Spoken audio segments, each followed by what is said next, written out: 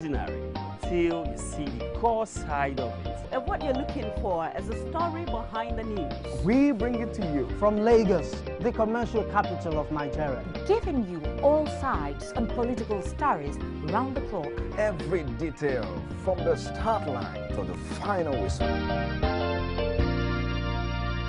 CoreTV News, expanding your view.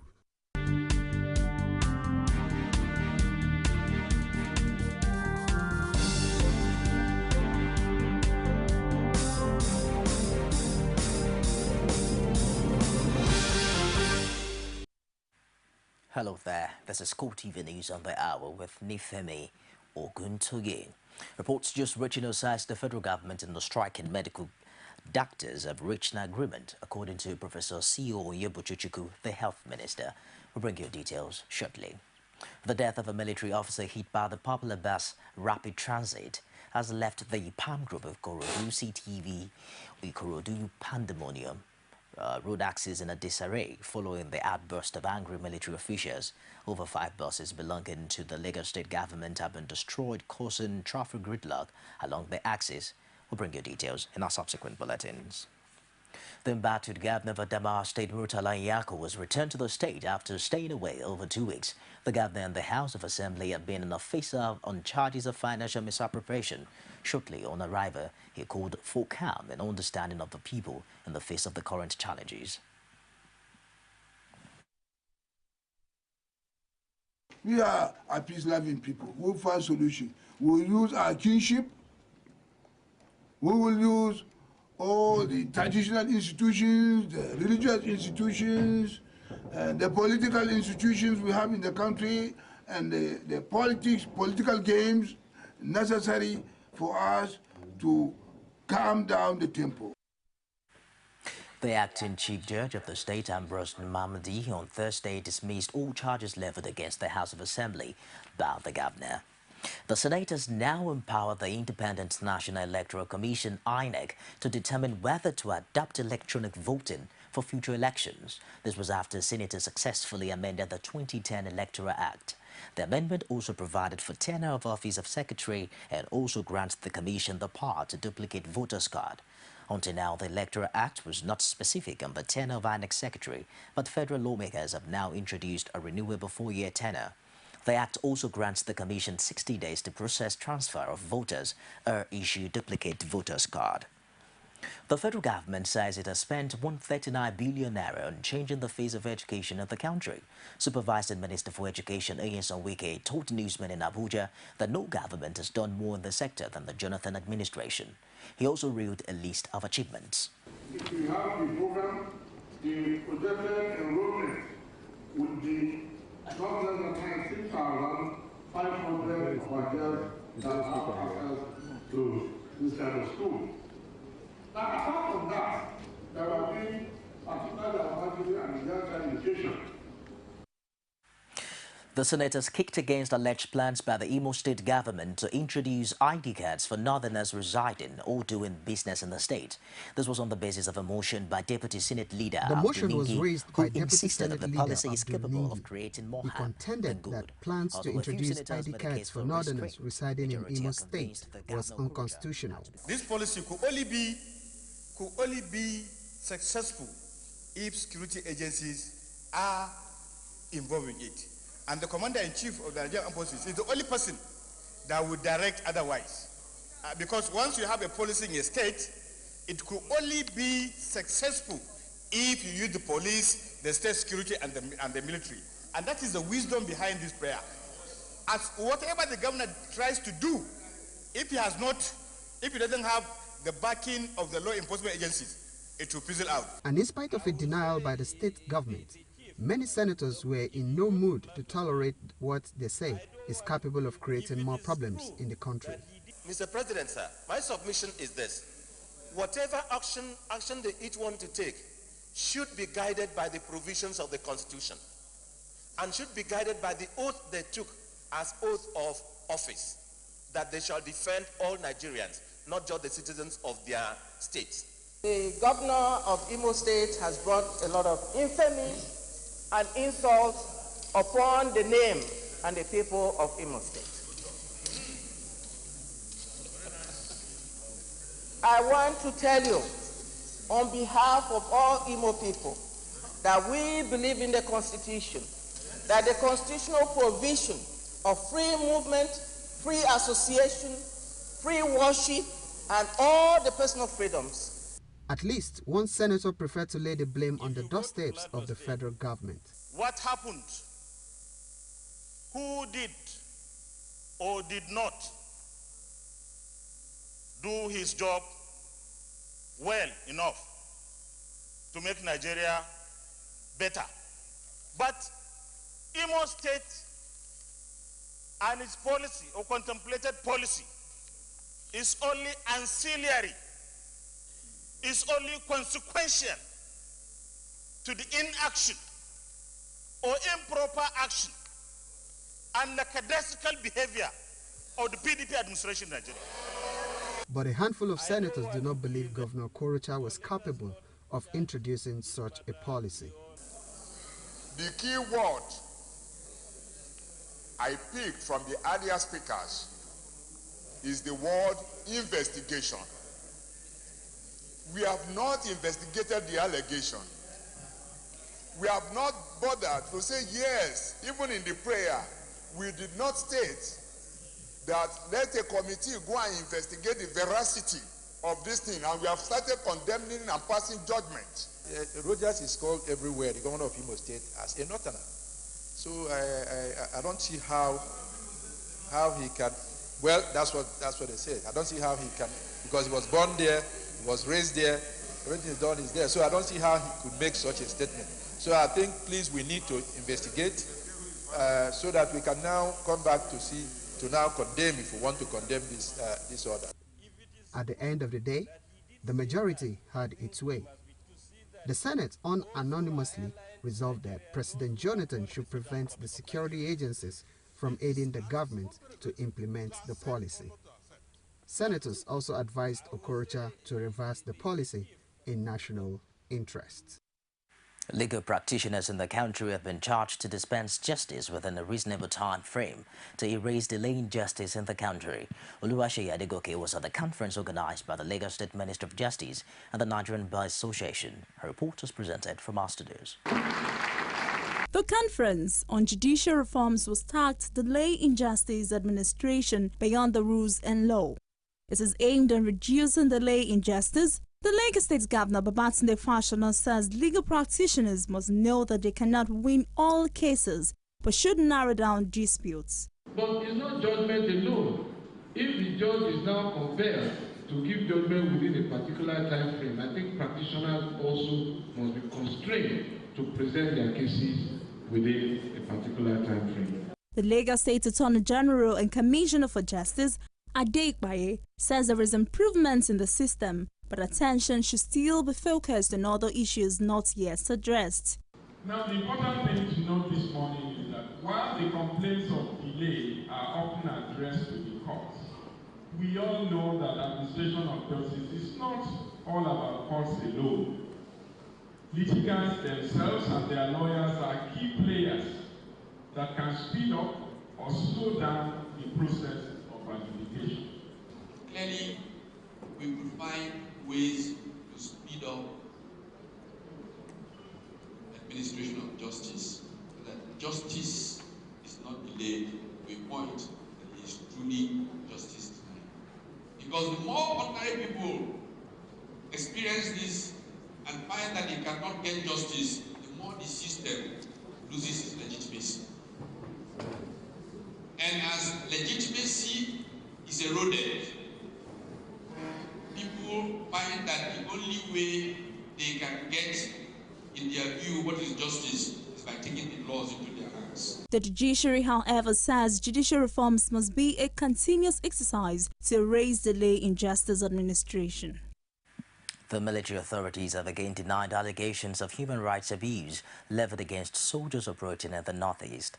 Defense spokesman Major General Chris Olukolade says Nigerian troops waging war against insurgents have been operating in line with best international practice. Accusations of human rights abuse will be investigated whenever it is believed to have occurred. And I must call your attention to the fact that this has become a stock in trade of organizations that have doubt about our ability to maintain integrity in our operations. But be sure that this remains a professional force. We are conducting our activities in the most professional manner, and we will stand by that. And until proved otherwise, we don't agree that these allegations hold until it can be proved. But the obligation we have is to investigate it, and when such allegations come, we do investigate them. Your other allegations are simply the spirit of the other criticism that are, typical. The police authorities have convened an emergency meeting with senior officers to appraise the overall security situation. Inspector General Mohammed Abubakar presided over the meeting that also had zonal AIGs and command CPS in attendance. Police spokesman Frank Umba said in a statement that the IG urged senior officers to evolve new intelligence gathering and crime-fighting techniques and methodologies to suit their respective local challenges. He added that the Inspector General of Police also charged them to improve on their surveillance network and ensure high police visibility across the country. The police chiefs are also to commence early preparations for the 2015 general elections through conducting adequate threat analysis and intensifying capacity building for electoral policing best practices. And as the fight against insurgents in Nigeria takes a new turn, the police authorities are keen to impart adequate knowledge on tackling insurgency on the rank and file. The police management team has commissioned a special study center of the National Open University in one of its barracks in Abu. Inspector General of Police Mohammed Abubakar said this will allow officers and men to acquire knowledge without going far from their place of primary assignment. Although the National Open University is situated in the barracks, the police say it will also be opened to members of the public. Leaders of the People's Democratic Party in Osun State have condemned the economy in the state under the incumbent governor, Rauf Aregbesola. Frank Omolape has details. While speaking on the state of the economy under the current administration of Governor Rauf Aregbesola, leaders of the PDP say the management of the state economy is an abject failure. The whole of Osun State, the economy is in shambles. If you see some artisans, the tailors all over Osun State, the job has been taken over by a company owned by the kinsman of Aregbe, because the uniform being purchased by the clothes sellers in the markets are being taken over. So all the uniforms used in the schools are taken over. So that sector has been paralyzed. The economy of that sector has been paralyzed. They accuse the government of impoverishing the people of the state with capital flight. Since the creation of this state, we have never experienced this kind of suffering before. And the reason is complete capital flight. The APC government has embarked on an unprecedented capital flight from all aspects of governance in Osun State to Lagos. So people have been seriously impoverished to the extent that people cannot afford 3 square meters per day. And they know that the only option they have is to vote him out. And that is why you see people expressing their readiness to support Senator Yellow Missouri. The governorship candidate of the party says the party is on a rescue mission. So no road, you can see no road there, no water, no light, nothing. So we're going to improve, we're going to start a brand new state. This is our mission is rescue mission. We're in emergency state now. State of depletion, where fraud is the order of the day, where nepotism is the order, not indebtedness, schools are in bad shape, commerce in comatose. So what else to talk? While the PDP continue to tack up its chances and raise issues with the management of the state's resources, it is certainly not the last word about the issue. Frank Omalape, CoreTV News, Osogbo. Hope is on the way for West Africa as she battles the world's deadliest Ebola epidemic. Details of that story coming up shortly after this break. CoreTV News now provide a platform for live coverage of political rallies and electioneering campaign from anywhere in Nigeria. Political news stories, political editorial reviews, political discussions, personality profile, People's Parliament from the National, State and Local Government Assembly. Contact us now on 0803-471-8550 or 0803-724-9733. 01453-3407. Our 24-hour news station. You can now watch CoreTV News live from anywhere in the world on our website www.coretvnews.com. Click on Live TV on our website and watch us live. And welcome to CoreTV Primetime News. To follow us on Twitter, click on Twitter icon on our website. On Facebook, click on the Facebook and YouTube to see all our previous news production. You can also watch us live on YouTube. Click CoreTV, leave a space, then News. CoreTV News, our 24-hour news station. Welcome back. The United Nations reassured West Africa that the world's deadliest Ebola epidemic could be stopped in its tracks. United Nations told West Africa's health ministers that the crisis can be handled. The highly contagious tropical bug has infected hundreds of people in Guinea, Liberia and Sierra Leone, with the latest World Health Organization figures showing that confirmed or suspected cases had left 467 people dead. The WHO rather has warned that Ebola could spread to other countries and that those hardest hit could struggle to contain the disease. Our biggest challenge is the cultural beliefs. Currently, people do not believe Ebola even exists. They believe it is witchcraft or something else. And so that is helping to spread the disease. Most of the people living around these borders are very much connected in terms of ethnicity and trade and other social activities. So you don't really differentiate between these populations around the borders in these countries. So that gives it a very high possibility of spreading across borders to other countries.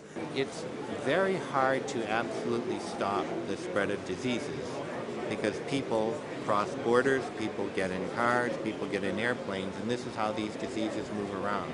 So the most important thing that we can do is to make sure that people understand what is the situation.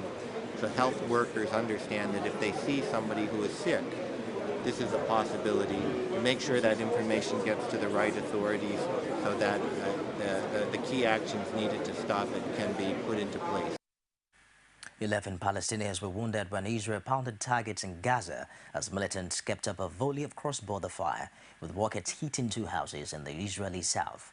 Although there was no immediate sign of a return to the violent clashes which had engulfed East Jerusalem lately, following the kidnap and murder of a Palestinian teenager in a suspected revenge attack after 3 Israeli teens were abducted and killed. The pre-dawn raids came after nearly a dozen rockets struck southern Israel, 2 of which were intercepted by the Iron Dome anti-missile system, the army said. One scored a direct hit on the house in Derot, causing an electrical outage across the town. Even after the raids, the rocket fire continued with another projectile hitting a second house in the town. The army said that nobody was injured. And that wraps it on CoreTV News this hour. Join us again at the top of the hour for more stories. 9:45 rather, for the primetime news. I'm Nifemi Oguntoye. Thanks for being there.